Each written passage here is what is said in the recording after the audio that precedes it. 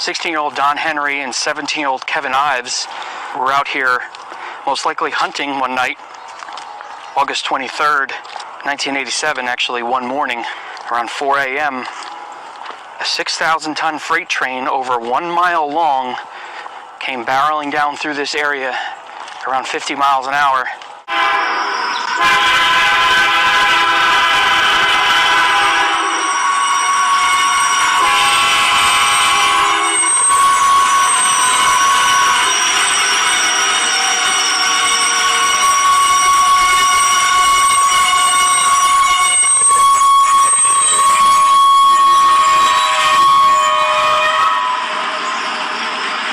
Police showed up at the scene, the bodies were recovered, an autopsy was performed, and it was ruled accidental. The examiner at the time found large traces of THC in their systems and believed that they smoked what he said was about 20 marijuana cigarettes and likely fell asleep laying on the tracks. But that ruling did not. We were absolutely puzzled and outraged over the ruling of accidental as a manner of death. We didn't think that the facts supported that ruling, and what we started out to do was just to obtain a second opinion. We met resistance from all fronts, from law enforcement, from the crime lab. We retained an attorney and a private investigator and obtained court orders to get testable samples of everything that they had in order to get a second opinion, and Femi Malik refused to obey the court orders. It didn't matter what Malik did, whether it was perjure himself in court, fabricate evidence in murder trials, call coroners murderers. Clinton defended him by excusing it as being stressed out, overworked, and underpaid. His testimony compromised evidence in a lot of felony cases in Arkansas, and it was very transparent that the end result was that he was given a $14,000 raise. It was an absolute insult to my family. Read my lips.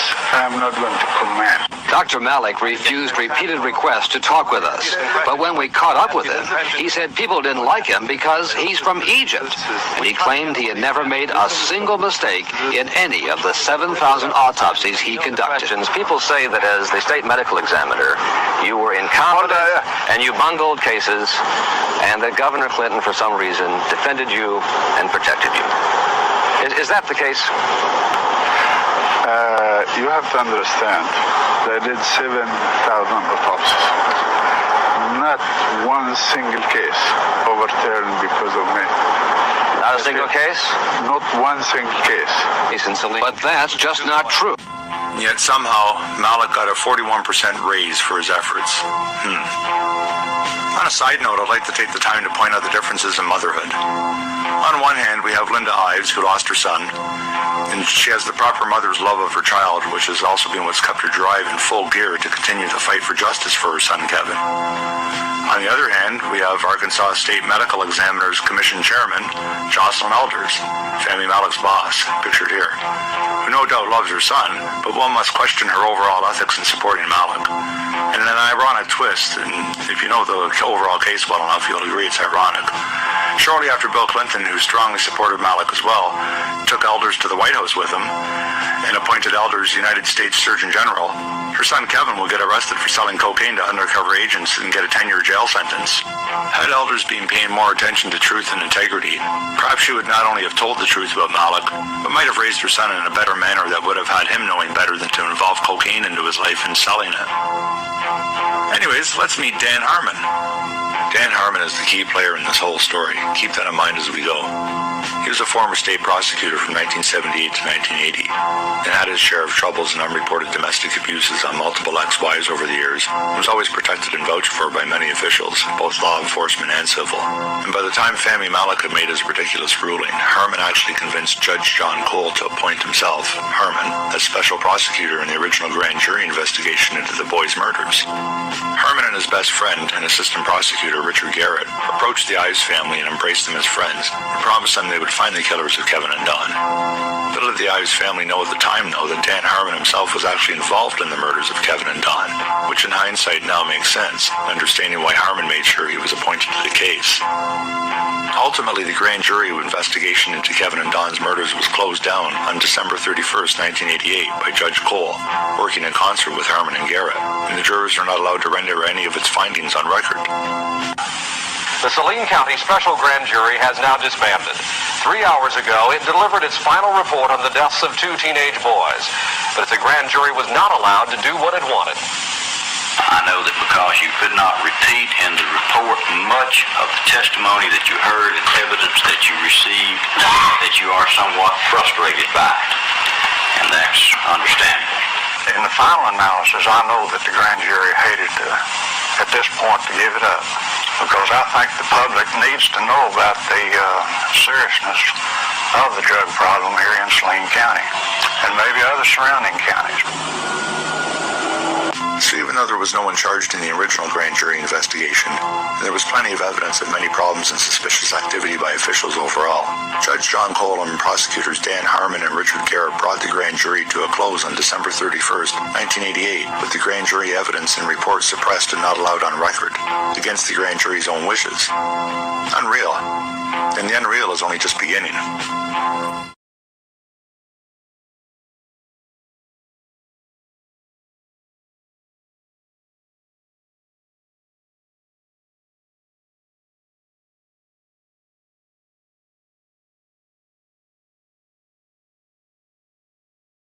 And left on the train tracks. From what I gather from it, they were wrapped up in some type of green bag and left on the train tracks. Then the train ran them over.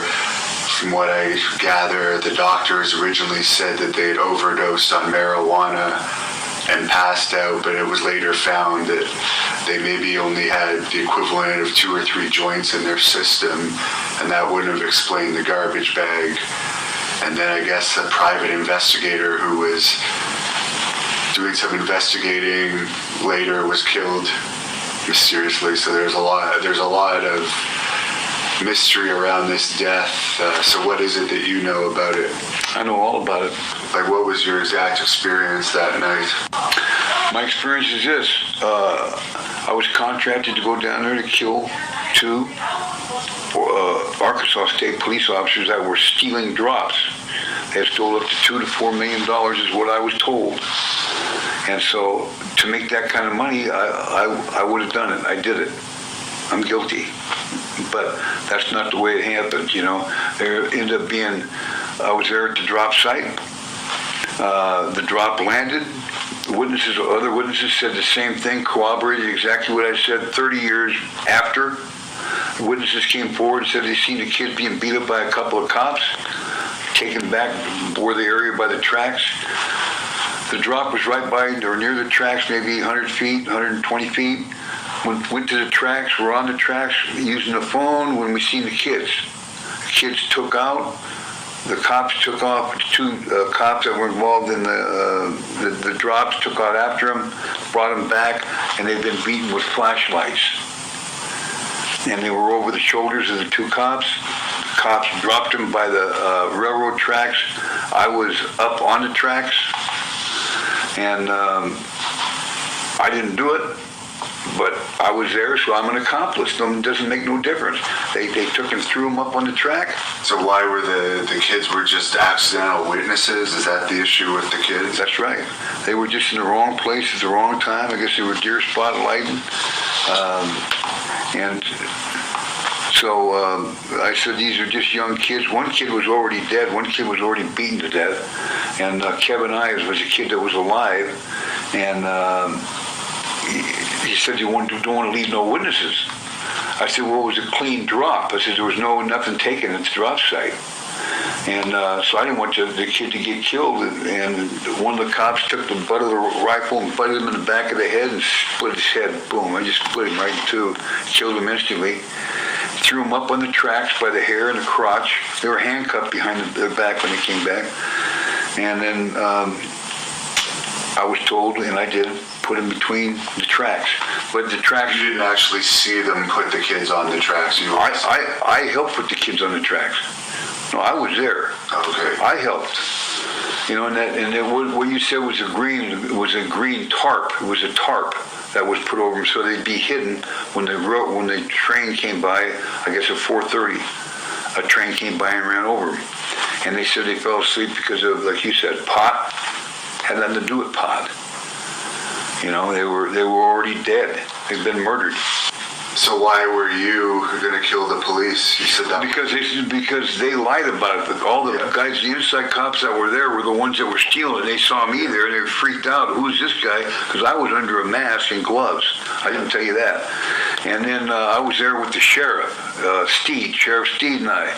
So they were wondering, who the hell is this? So they couldn't steal any money that day. Yeah. On the drop. And those drops, sometimes there's $2 million in cash and $2 million in coke. It just depends on what they drop. This is in Alexander, Arkansas. So who was making the drop, though? The drops were made by, there's drops all over the place. It comes out of Mena, Arkansas, and Colombia, over in Central America. Yeah. And it was the Contra era, Iran-Contra, But where did they drop it? They dropped it, there was an open field in Alexander's where they dropped it that night. Yeah. And they were dropping, I guess the drops were like every 2 weeks, every month, I'm not really sure in Alexander, but they were being stole. Yeah. And it wasn't going to happen again. So they were really watching the site. That's when I was there, sent down there, and I was going to beat the two guys to death with my bare fist with gloves.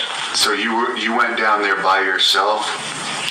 I went down there by myself after I wrestled King Kong Bundy in Detroit, Michigan, and the guys have tried to say, oh no, he wrestled the 23rd or 22nd. No, I didn't. I did not wrestle. It's not on any card. I didn't wrestle till the 28th because my gym opened the 13th of September. I know exactly what happened. It's documented. Anybody can look it up. So you were paid to go there to kill whoever was stealing the drops. That's correct. So you didn't know if it was police. I didn't care who it was. I didn't care who it was at that time. You were there by yourself. Yes. And then you randomly saw these police. Yes, well, I had met them before, and they were, starstruck a little bit with the wrestling and all that stuff. We wrestled in Little Rock, I think, but very little in Arkansas, Louisville, stuff like that we did, Kentucky. Still doesn't really ever come to Arkansas. Yeah, it just very rarely does. But they knew who I was and the muscle and all that stuff. I'd been around the dope game for a long time. So did the police that you're saying killed the kids, if they didn't know you were going to be there, how did you come about to help them? Well, it was a secret for 30-some years. I mean, I was going to open my mouth. No, but like that night, if you were by yourself and nobody knew you were going to be there other than the person that contracted you, how did you end up helping the police put the kids on the tracks? Because you said nobody came to steal the drop. Right. No, we went to the tracks after the drop. The drop was made and there was nothing stole. Okay. If someone was going to steal the drop, then the cops were going to take the guys back. I wasn't going to do anything. So the cops were involved with it? Oh, they were involved with everything. They met me and they were all confused, and that's why everybody started going towards the track. When we all went to the tracks, got up on top of the tracks, there was these kids, and they took off running, and then... They did have a gun, but the gun was never recovered that the kids had, right? The gun, they showed it. It was a rifle. It was a rifle shot. For hunting or something. Yeah, it was never recovered, but I actually seen it myself, because I've known to put it alongside. So you didn't see the kids. The cops, you're saying, ran and got the kids, cuffed them. I don't know what they did to the kids except the flashlights were all bloody, and it was very dark, humid. It was August 23rd, so it was very humid, and the flashlights were on the kids, and so you could see the blood was everywhere. And then they just threw them on the tracks, and it was my job to... I had no weapons, so these guys are all armed. I'm going to get shot to death, or I helped them. Were you paid? I still got paid $50,000. That was the deal, and I got paid. Now, you're saying all of this publicly. Aren't you concerned either that if the police investigated this or someone investigated this now and your connection came with this, you could go to jail? Well, they could sure go to jail, could be killed very easily. That's why I'm saying there's nothing, you want to go back in a guy's memory. I went and talked to Linda Ives, who I went down there twice. There was nothing like to gain or lose. This has been on the news down there in Arkansas. ABC. I saw the news. I mean, but why would you come out about it? Conscience, man. Conscience, my conscience. I have a heart. I miss my son. I was a very, very, I've had really a kind of a screwed up life. A lot of it is my own fault. But I would never kill a kid. But, I have taken people out. And I've done contracts with broken legs. I've done a lot of bad things, And, they said, well, are you scared? Well, have I ever been scared? Fuck no. I've never been scared of nothing in my life. When you're raped at 4 years old, you're scared of nothing. I can take 1,000 showers and not be clean. I still feel something in my butt. That's just the way it is, man.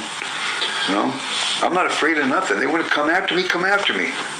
Now, when you mention you've had to perform stuff like such as break someone's leg, is that in a situation where somebody owes money and they didn't pay, and you basically have to send a message so they pay you to do that? Yeah, and I'm not proud of that fact. I mean, you don't have a conscience, and I never did. My dad was blind, and steroids really, I bet don't help either if you have a lot of testosterone in you as well. Yeah, the same. So you're saying you may have actually ended some people's lives over the course of your... Well, yeah, but the whole thing is this. I feel better about myself. Anybody with a half a brain knows I'm telling the truth. It was Iran-Contra, and a very good friend of mine, Barry Seal, was assassinated. On February 19th, 1986. And when that happened, I knew I could go at any time.